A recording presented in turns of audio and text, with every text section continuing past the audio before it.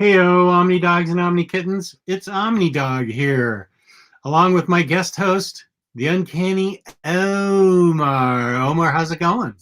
It's going okay. How are you? I am doing well. I have some requests that came through when I did an out of print video Uh-huh. on where can a new reader start with X-Men. And I said, this is not a question for me. This is a question for Omar. Omar's got his famous channel, Near Mint Condition, and he is an expert on the X-Men, quoting not only like what issue it happened, but what page and what panel it. Oh, don't, I don't do that. I don't get that crazy. But I do love the X-Men, Yeah, and that's the foundation of my my comic book history. And on top of that, not just that, but aspects of my life are based on this love of comics. So it's almost like these stories built the person that I am. Um, so they mean a lot to me. And this is a really good question because I get asked this on my channel, and if you all follow my channel, and if I don't really do these videos, and I'll tell you why. I don't do these type of videos because two things. To me, back when you and I were young, now I know there's a little bit of an age difference, but um, not that much. We really didn't have the wonderful things that we do now these days, right? We have these things called collected editions. We have trade right. paperbacks. We have graphic novels, omnibus, and whatever comics are collected in. That's what we have these days. We didn't have that growing up. We No. had like 80-page specials that reprinted some books. Uh, every once in a while, you'd have a Batman Year Two here and there, Watchmen, but as far as trades and collected editions, there was nothing. We didn't have the internet. We didn't have Comixology. We didn't have that. So if you wanted to go back and read a comic book that you missed out on, like if you missed like part 4 of Extinction Agenda, you either had to go find it or, pay an arm and a leg for it as a kid. Like at least I did. So Yeah, we had to go bin diving. You'd have to go all over the place and look in bins. right, you had to order from mail catalogs and trust that your money order actually got to somebody, and they Mail orders, right. right, right. So to me, this question, like I never had a first place. Like my first issue of X-Men was like towards it was 168, right? I didn't know any of these characters. I had they were in kind of a middle of a story.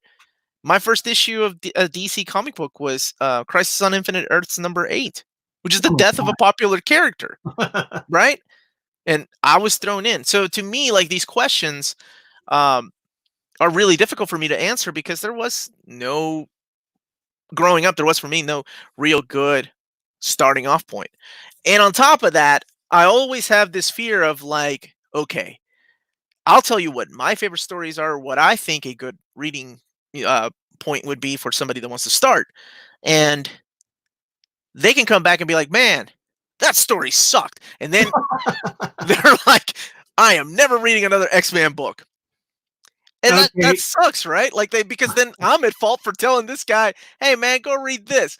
And then he's like, "Dude, that story sucked." And I'm like, "But wait, it's not just that story. There's other stories that so sometimes you just have to find your own." But I am here with some suggestions. That's just my what is that? Like the lawyer in my group would say, that's kind of like my I'm just making it clear that it's all subjective. It's what I would suggest You're right. reading. I always tell my viewers this is my opinion. It's completely subjective. These are Absolutely. my thoughts, and hopefully you agree with them. And I actually can speak to this. I think the word you were looking for was caveat. Those were your caveats. Yes. Um, Thank you. I can answer this question because I was a new X-Men reader when I went to Third Eye Comics in Annapolis. I'm guessing it was around 2014 maybe, and I said, so what, how can I get into the X-Men? And they loaded me up with, and I was willing, they loaded me up with New X-Men, Astonishing X-Men, and Uncanny Uncanny XForce, and that's how I got into X-Men. They just gave me those books, and I just figured it out for myself. I think I read Astonishing first, and then I read New, and then I read Uncanny. Um, so Is that let's talk about that too, because okay? one thing I did say was that was back when we were growing up. We didn't have collected editions, and now you have the beauty of collected editions. Like what if you want to read a whole story by Grant Morrison or Joss Whedon, you have the comfort of having it all in one big hard cover edition, right? Right. So there is that. There's a difference. So now we can be like, oh, okay, yeah, you need this. You can go get this omnibus, or you can go get this trade paperback. So let's talk a little bit about that. For Um, me, I mean, I'm always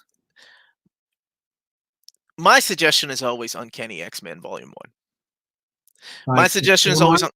that's the Claremont and Dave Cockrum and Jim Lee, John Byrne, right? That is not just classics for me, but that is bare bones, like the backbone of the X-Men. From that moment on, Chris Claremont laying those seeds that will forever impact the storylines as we go further and further down the years. And he did. I mean, the guy was playing a long game. He set up a lot of storylines back then, and it introduces you to the new characters because X-Men was canceled. There was no X-Men comic. Giant Size came out, and they were trying to save it, and we were introduced to a new cast of characters. And the creative team walked away after a couple of issues because they didn't want to deal with it. So then in walked Chris Claremont, and he, for 17 years, made them a second family to a lot of us. So, Uncanny X-Men is being reprinted this summer. If you've missed it out, that's one of my top suggestions. I do have my very top suggestion, but I'll save that for last. But that's one of mine. And you're talking about Uncanny X-Men 1 that's being reprinted because it's been The out for a Omnibus. while. hmm Omnibus. It's going on its fifth printing, I want to say. So it's popular. It's one of those that needs to be evergreen. It's just the book that should always be in print. Should be accessible to anybody at any point because it's that good. And is Uncanny 2 getting reprinted, or is hmm it still in print? Uncanny 2 and 3 are being reprinted in the fourth quarter to go along with the new release of Uncanny 4. Ah, okay. So, yeah, very And excited about all that. could somebody start with the Jim Lee X-Men books Okay, without? so I brought that out. So let's Okay. talk a little bit about this. Um, Now, when people think of Jim Lee's X-Men, when people think of this time of X-Men, this omnibus in particular, they're like, well, dude, I was a kid watching the 90s series, and that's what that is loosely based on. So I'm sure to enjoy this. No, because Volume 1, now, here's something though. This happens to be my favorite time of X-Men. This is known as the Outback years, when the X-Men were lost and they were in Australia and the world thought of them dead, and they were literally right out of Inferno came this, right? So right after the crossover with Inferno, you have the first appearance of Jubilee. And then you have the X-Men move into the Australian Outback where they meet Gateway and things like that. So it's nothing like the cartoon. I would say Volume 2 is probably more like the cartoon than anything, but even then, um, but this collection right here has some of my favorite issues. Like the Outback years to me were a lot of fun. I mean that was my childhood, so maybe that's nostalgia speaking.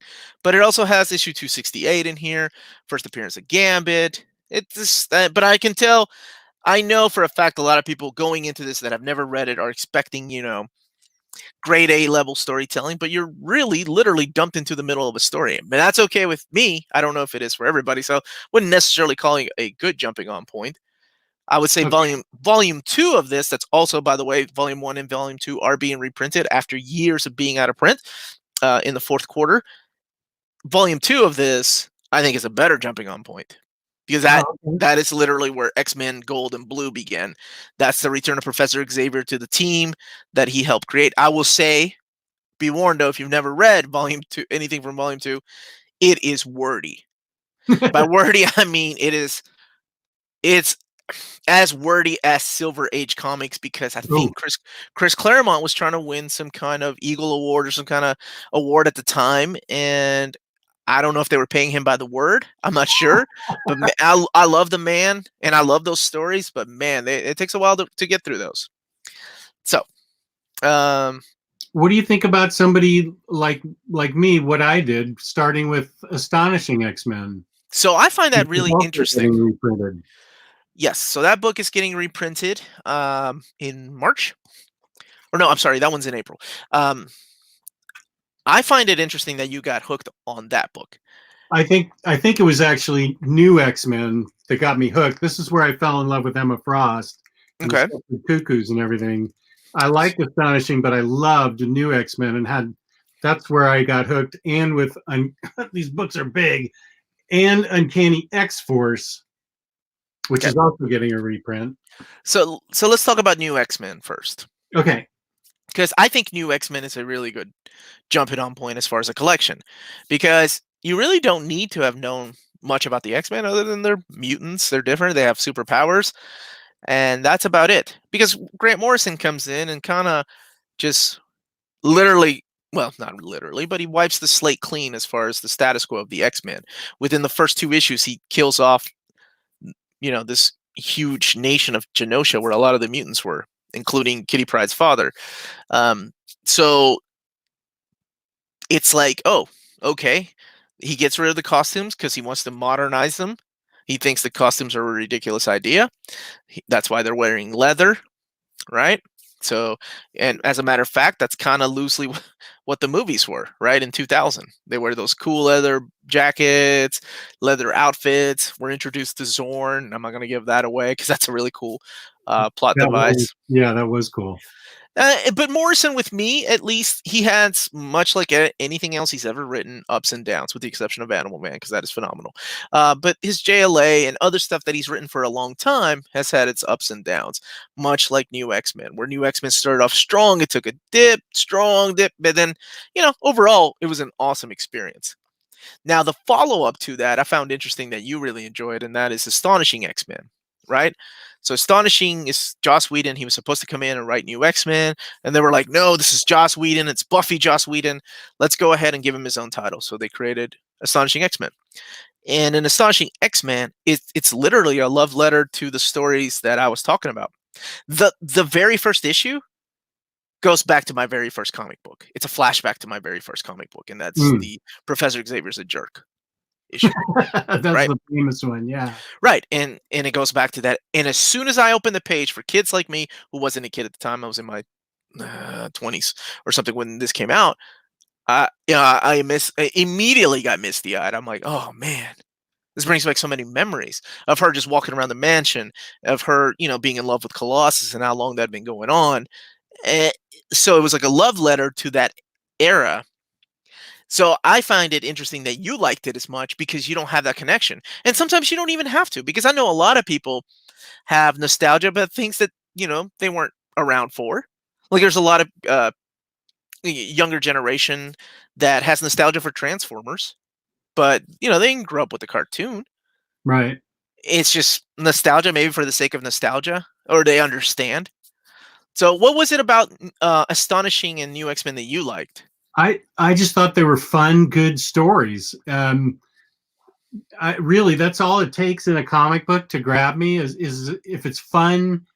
There aren't a lot of loopholes or plot holes. Now, see, I don't go into a comic book looking for any plot holes or anything. I sort of let it wash over me and just sort of experience it, Hmm. and then I let people point out the plot holes to me afterwards. I'm like, oh yeah, that wasn't there, and oh yeah, but I just thought Astonishing X-Men was really fun. I just enjoyed the heck out of it. Yeah, I, I mean the Danger storyline was okay, but overall, I really loved it. Like I think um, I had a conversation with somebody in the Facebook group that we're both part of. So shout out to Riley's Facebook uh, comic. You're an admin. What's it called? The Omnibus and Collectors. Omnibus Collectors, Comic Swap, and Community.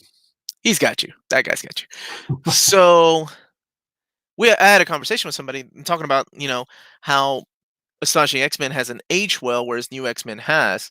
And I really think it really depends on who you are. To me, Astonishing is just as good as when I read it.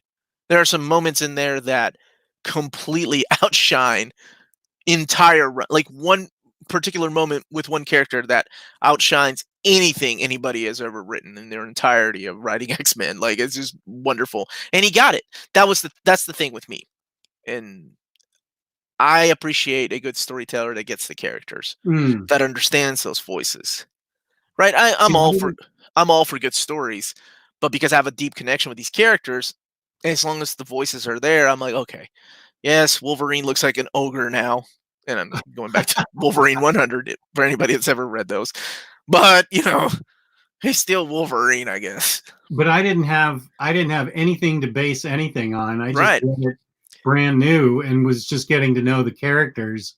So I didn't have that emotional connection that you did, and I wouldn't have known if the writer hadn't been uh, was sort of tone deaf on how a character should act. So that's why I enjoyed Astonishing and New X-Men, because I didn't have any history with them. Now, if you flip the script and the same way you feel about X-Men, I feel about Superman and Batman. Hmm. I would notice if somebody was not writing the Man of Steel or the Dark Knight the way I had been expecting them with the character to act. So I understand what you're saying.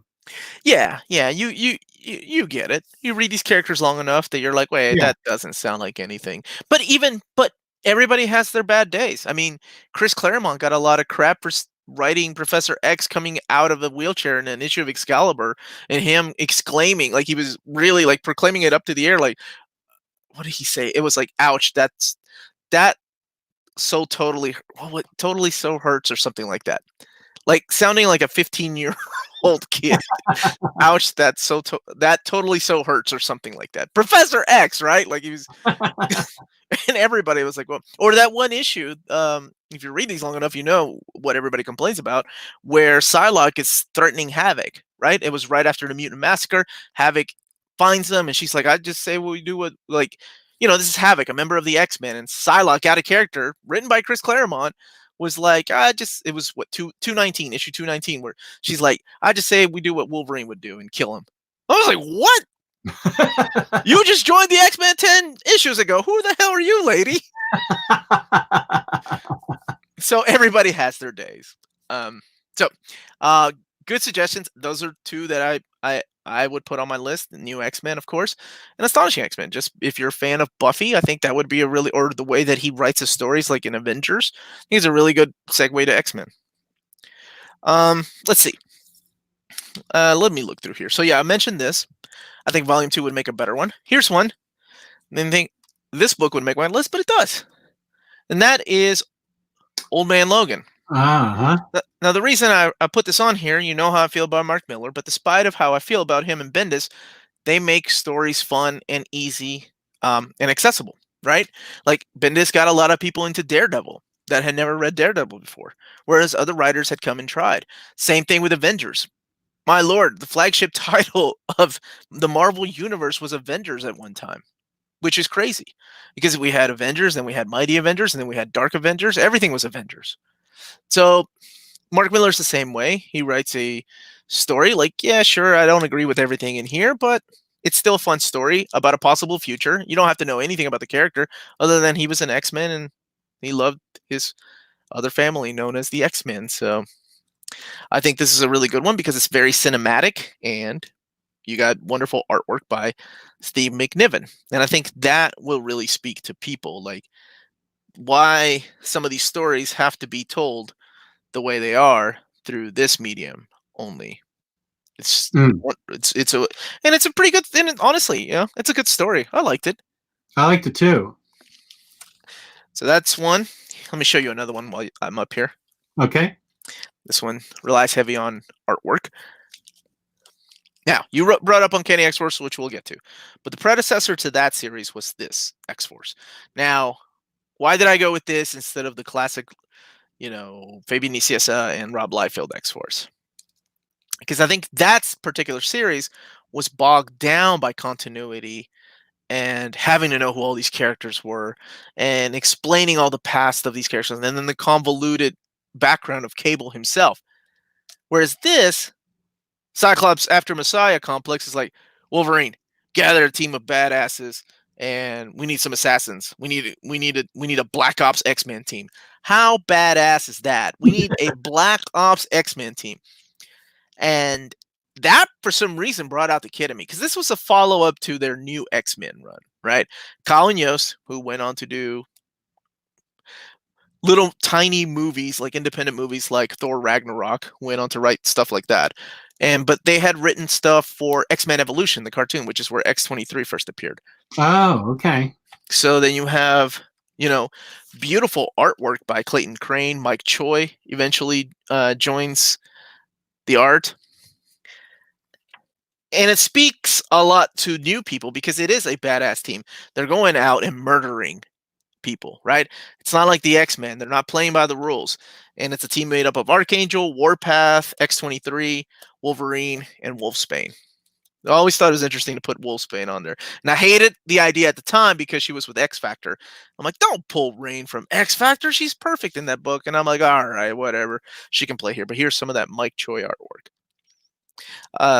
These books, I think, are easily accessible. You don't really need to know anything. There's not that much history. It speaks to both the people that love X-Men and the people that are new to X-Men, because the people that love X-Men are like, oh, man, they're going after that character. Yeah, that guy's an ass. Let's go kill him. Whereas new people are like, okay, yeah, sure, they're going after that character, but I want to know more about these guys right here, like the Vanisher. So that's why I'm recommending X-Force. Now, let's bring up what you showed, which is Uncanny X-Force. Take your time. I know these books weigh a ton. Okay, yeah. Okay. So, Uncanny X-Force was the successor to this title, right? You don't need to have read this. You don't need to have read anything. But after this series, there was a Messiah trilogy, or I'm sorry, that's what kicked it off. So you had Messiah Complex, Messiah War, Necrotia, and then you had Second Coming. Second Coming put an end to this era of X-Men. And they were like, wait, we still need a team of assassins to go and take care of business. And that's where Uncanny X-Force comes in. Now, the really cool thing about Uncanny X-Force is that book was written by Rick Remender, who up until then had written like a bunch of independent stuff, right? So it's almost like they were taking a little bit of a gamble with him. Like he did a couple things for Marvel, 1 or 2 issues, but nothing like big characters like that. And it worked. The formula worked because they still used that. We need a Black Ops team that will go. And I mean, I'm not spoiling anything, but their first mission is to go kill a child. Yeah. Right? The child that will eventually become Apocalypse. Dude, how dark is that, right?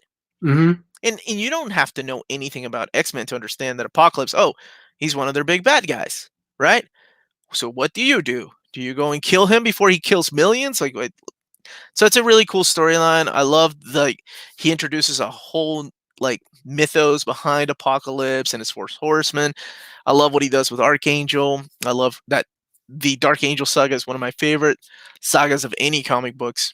And it's all new reader friendly. And he's got a really good voice for Deadpool in this. I find the perfect balance of Deadpool, because sometimes I think writers try a little too hard to make Deadpool just be funny all the time. Mm-hmm. Right? Deadpool, he just found that nice little medium here. Like, it's so good. And it balances because he's also got Wolverine, Archangel, Phantom X, who I really didn't other than his costume, I really didn't care for in Grant Morrison's new X-Men. But it wasn't until he showed up in Uncanny X-Force I was like, okay, that dude's kind of cool. Yeah. I really liked Phantom X in this book. Absolutely, man. So that's why I suggest that one. That's another good one. I don't think you need to have read anything. Now, if you want to know the history of X-Men, if you want to go out and find these things out, you can go to Wikipedia. You can watch literally dudes on YouTube read you comic books if you're into that. Like Comics Explained, all that stuff. Like they do, voiceovers of like, this is where the character began. Or you can read it yourself. But if you want like a quick, what I like to call, I don't know if this will make any sense to younger viewers, but we used to have this thing called Cliff Notes when I was in school. And God bless Cliff because Yeah. he got me through a lot of book reports. So I'm suggesting this if you Ah, are like if you want a quick rundown of everything X-Men in chronological order without having to go and run down like and find these books. This is a wonderful way. I mean, it's more like a history lesson at times, but there's still some characters in here. I mean, I love the way that this is done. yeah, I agree. I think grand design is great. Especially if you know, it speaks to both like again, like to people that love X-Men that are like, "Oh, yes, exactly. Oh, I would have added that. Why did you do that there?" Or people that are new to X-Men going, "Oh, that's really cool. I had no idea Apocalypse has shown up that early." Well, he didn't. This is retcon, but you wouldn't know because this hides it for you in a wonderful, nice retro package. So, yeah, Grand Design is up there for me as far as like if you want a quick rundown version of X-Men that's like uh beginning to all the way up into Extinction Agenda, so right before Jim Lee's and Chris Claremont's X-Men 1. This is a really good way of doing it. It's an excellent suggestion. Excellent. I see what you did there. Excellent. Do you have any more? I've got a couple more. Um, I I wanted to address because X-Men are extremely popular now due to Jonathan Hickman's return to House of X Powers of 10. Hmm. So that's actually one of the reasons why I wanted to do this video, because I think a lot of people want to grab that book. And I'm wondering, I have enough X-Men knowledge now of kind of an overview of everybody that I can read that book and understand it and get it and think it's really fun. But I'm wondering, how new reader friendly do you think that book is?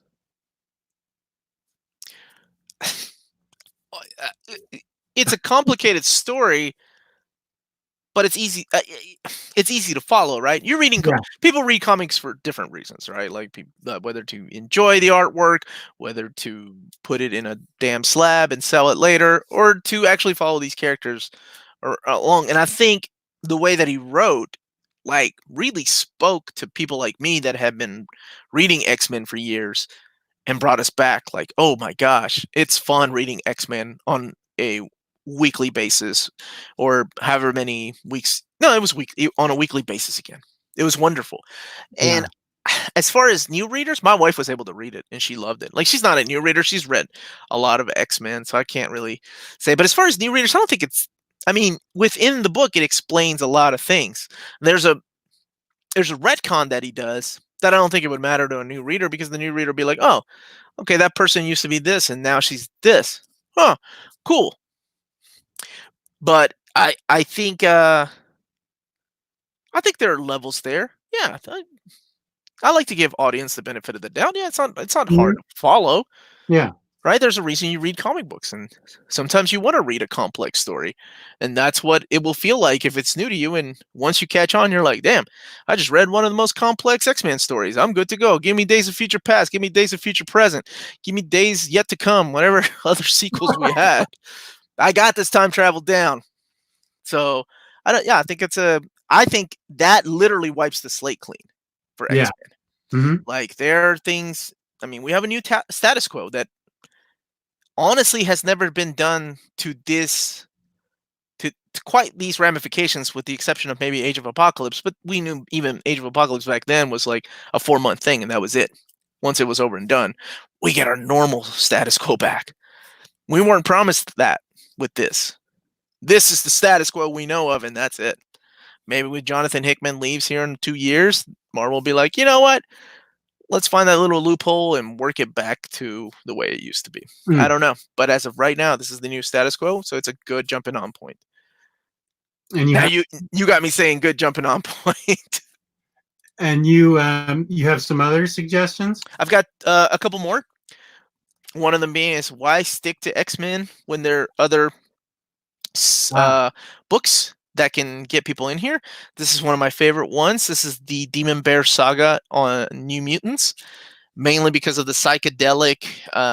When you get to the Demon Bear Saga, the psychedelic artwork by Bill Sienkiewicz, believe I'm pronouncing the gentleman's name right. You nailed it. Good job. All right. Yay. Uncanny Omar, talk pretty. So you have artwork like this.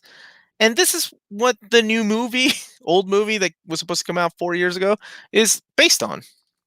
I'm sure loosely based on, not 100% based on, but it's got beautiful artwork. The story is dark, unlike the previous issues of New Mutants. And it kind of sets the tone of the rest of the series, well, until Claremont and Sienkiewicz leave. Because, before then, look at that.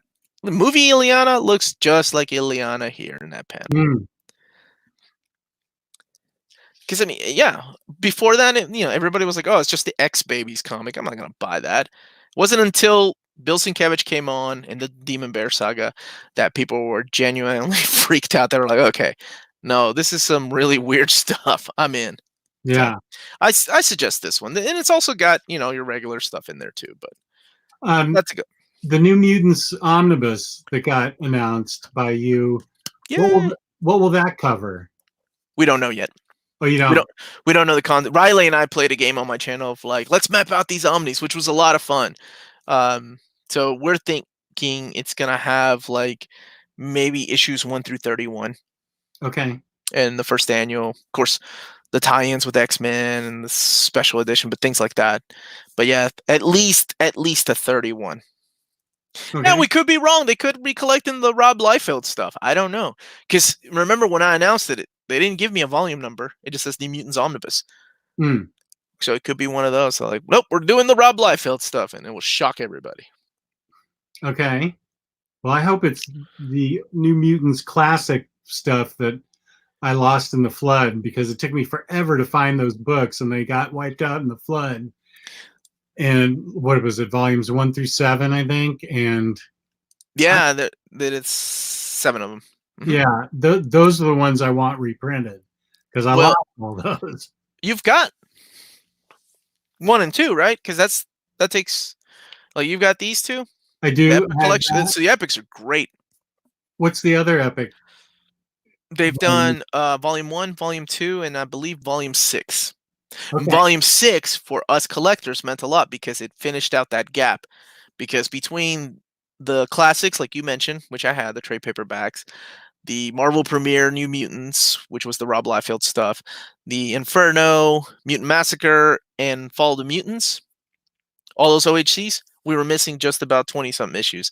And that's what the first Marvel Premiere Volume 6 was. Mm. Which is the Asgardian stuff. So, okay, one that I'm gonna talk about next is this right here. Mm. This is Wolverine Omnibus Volume 1. Now, why do I bring this up?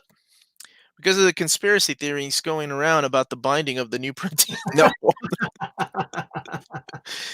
Everything's gonna be okay, guys. I promise you all. The binding is not as bad as people make it out to be. Like I did a video and people are still like, it's the worst binding ever since DC. Well, it's been out of print forever, and so I'm happy it's been about a decade since it's been out of print. So yeah. It's coming back. But I mean, you've got talent like Chris Claremont, Frank Miller, Barry Windsor-Smith. It kicks off with the Weapon X saga.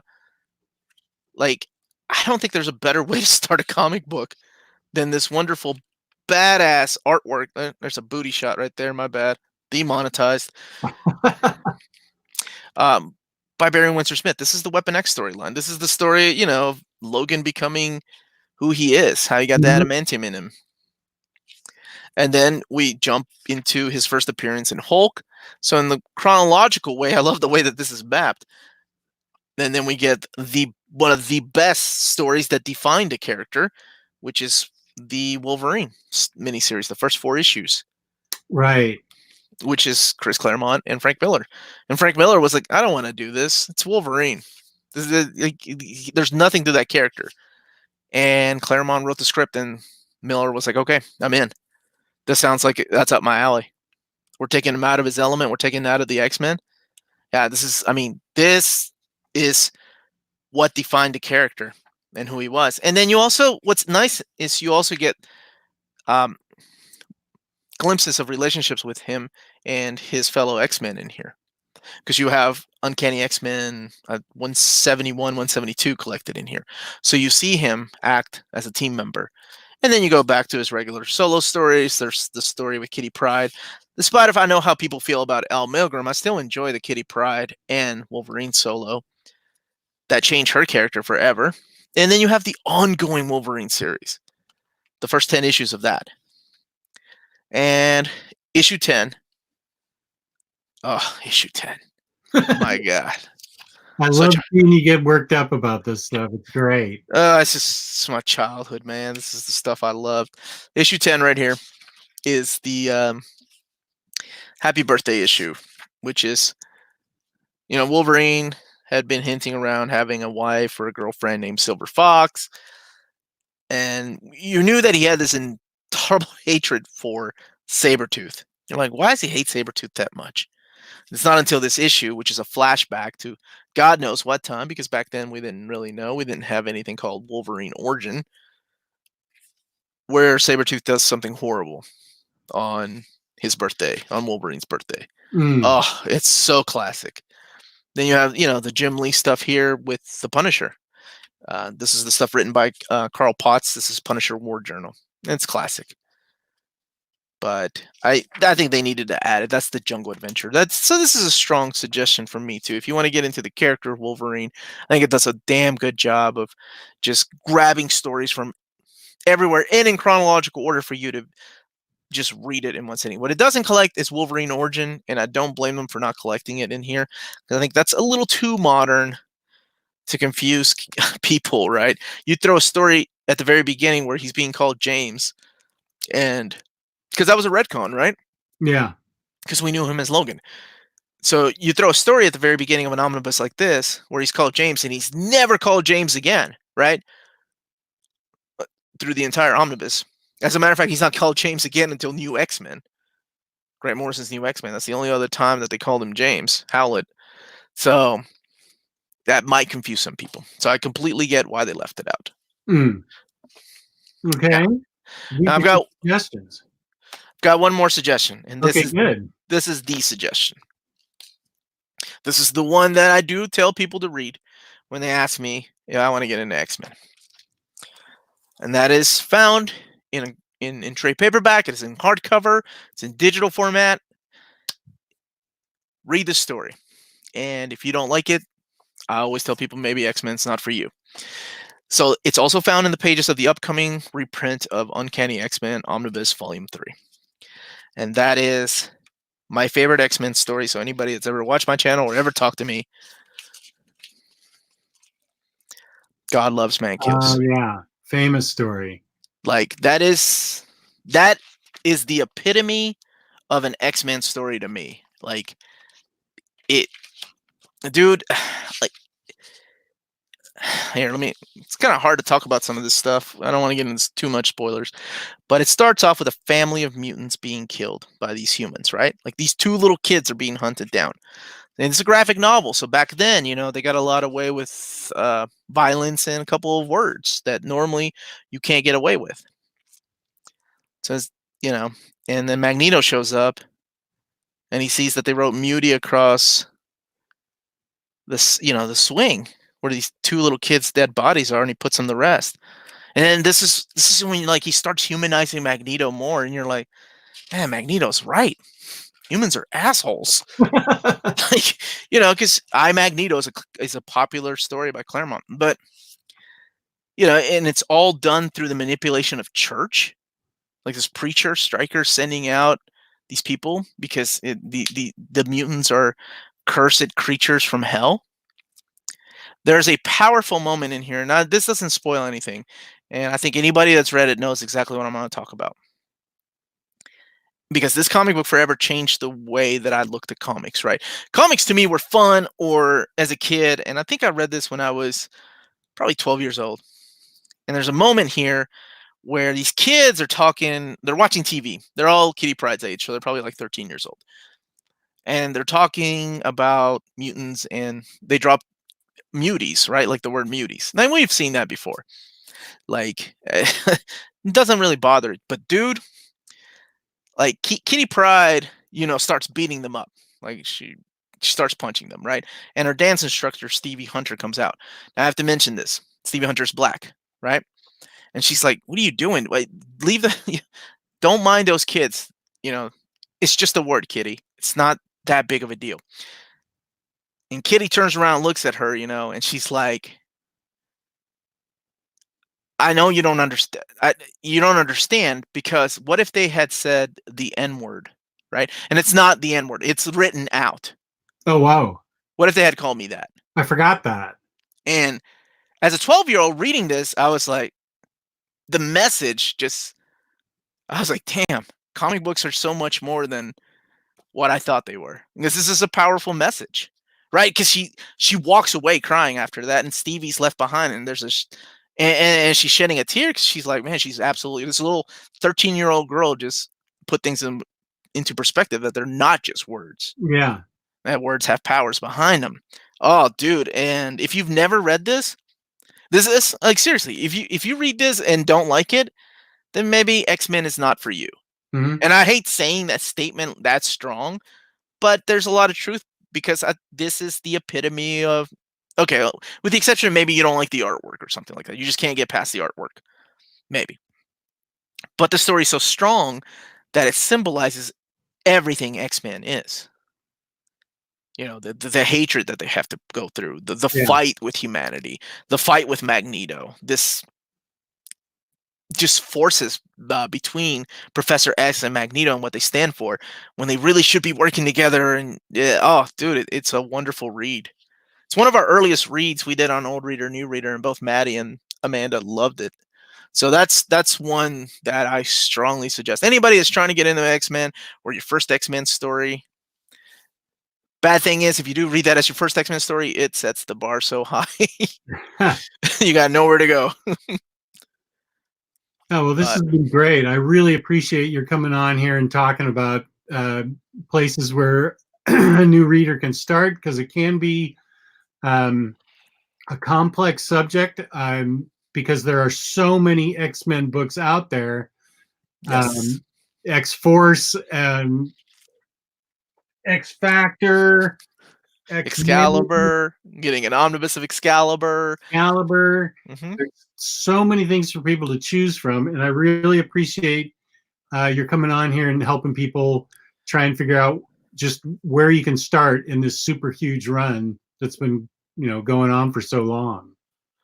It's always my pleasure to talk to you, man. So it's not a big. This is more like me talking to you, and I guess whoever wants to listen. But again, this is just my suggestion. I think for anybody, what's the saying? Like, there's a comic out there that's going to be somebody's first comic, right? So it doesn't matter what.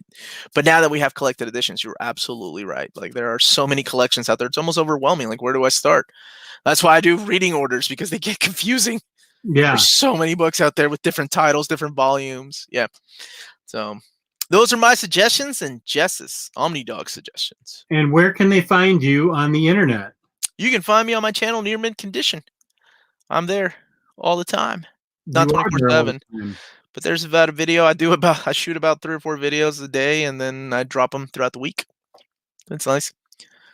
Like, I just did a Thunderbolts reading order, because that was suggested. So you are like a walking Wikipedia. You know everything about I do not. No, don't do that. Because the minute I go to a Marvel trivia game, I'm gonna get my butt whooped. You know who's really good at that? Mark Waid. I'd love to have a Marvel. Before we go, I'd love to have a Marvel trivia game where we put Mark Waid up against Kurt Busiek, up against Peter David, and Fabian Nicieza. Those are the 4 people. Oh, and Roy Thomas. See, I don't know if Roy Thomas keeps up with the stuff these days. Those are the guys that, like, walking knowledge. There's a reason why Mark Waid wrote the history of the Marvel universe, and not just Marvel. Mark Waid knows a lot of DC too. But I love to see those guys in a room in a trivia game against each other. I would pay good charity money for that. That is something for us to work on, then. That's right. We're gonna make it happen. That's right. Well, I appreciate your coming on. This has been great. This should give people a starting place to go to for X-Men.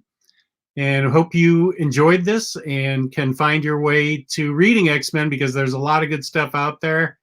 And I really appreciate Omar coming on the show, taking time out of his busy day to help us figure out where we can start with X-Men. So peace and love, peace and love. Please hit the like button. Please subscribe. And I always respond to comments, so feel free to leave a comment. Thanks again for watching.